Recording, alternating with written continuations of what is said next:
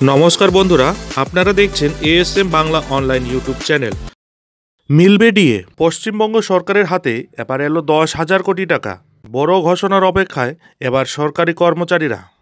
হ্যাঁ, একদমই ঠিকই শুনেছেন বন্ধুরা। পুরো বিষয়টি অবশ্যই জানাবো, তার আগে বন্ধুদের কাছে একটি ছোট্ট রিকোয়েস্ট। চ্যানেলে নতুন হলে চ্যানেলটিকে সাবস্ক্রাইব করে বেল আইকনটি বাজিয়ে অল নোটিফিকেশন অন করে দেবেন। বন্ধুরা, কেন্দ্রীয় সরকারের প্রতি বাংলার শাসক দল তৃণমূলের ক্ষোভের শেষ নেই।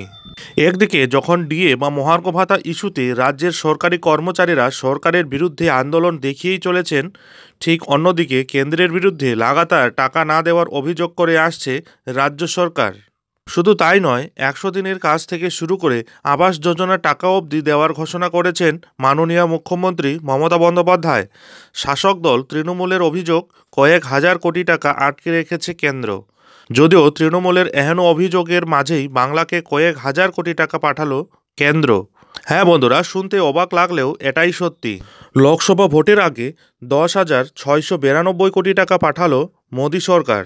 গত শুক্রবার কেন্দ্রীয় সরকার জানিয়েছে যে বিভিন্ন সামাজিক কল্যাণমূলক প্রকল্প এবং পরিকাঠামো উন্নয়ন প্রকল্পে অর্থায়নের জন্য 28টি রাজ্যকে 1.42 লক্ষ কোটি টাকার করের ভাগ দেওয়ার অনুমোদন দেওয়া হয়েছে। কেন্দ্রীয় সরকারের দেওয়া তথ্য অনুযায়ী পশ্চিমবঙ্গকে দেওয়া হয়েছে 10,692 কোটি টাকা, যা উত্তরপ্রদেশ, বিহার ও মধ্যপ্রদেশের পর এই ক্ষেত্রে চতুর্থ। কেন্দ্রীয় সরকার জানিয়েছে যে এই পরিমাণ 12 ফেব্রুয়ারির দেওয়া 71,061 কোটি টাকার কিস্তির কর বিতরণের অতিরিক্ত। এই ঘোষণার সঙ্গে রাজ্যগুলি 2024 সালের ফেব্রুয়ারিতে মোট 3টি কিস্তি কর স্থানান্তর পেয়েছে। স্বাভাবিকভাবেই এখন প্রশ্ন উঠছে, এত পরিমাণ টাকা যেহেতু রাজ্য সরকারকে পাঠানো হয়েছে কেন্দ্র সরকারের তরফ থেকে, তবে কি এবার বকেয়া টাকা মেটানো হবে কর্মীদের? ভোটের আগে কি কপাল খুলবে রাজ্য সরকারি কর্মচারীদের? বন্ধুরা, বৃহস্পতিবার রাতের দিকে কেন্দ্রীয় অর্থ মন্ত্রকের তরফ থেকে জানানো হয়েছে, কর সংক্রান্ত খাতে দেশের 28টি রাজ্যকে মোট 1,42,122 কোটি টাকা দেওয়া হয়েছে। সেখানে পশ্চিমবঙ্গের ঝুলিতে পড়েছে 10,692 কোটি টাকা। এ বিষয়ে বড় মন্তব্য করেছেন কেন্দ্রীয় অর্থমন্ত্রক নির্মলা সীতারামন।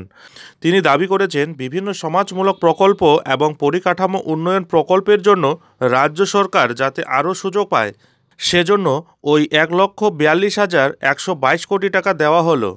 তার ফলে শুধু ফেব্রুয়ারিতেই কর সংক্রান্ত খাতে 3টি কিস্তি প্রদান করা হয়েছে রাজ্যগুলিকে।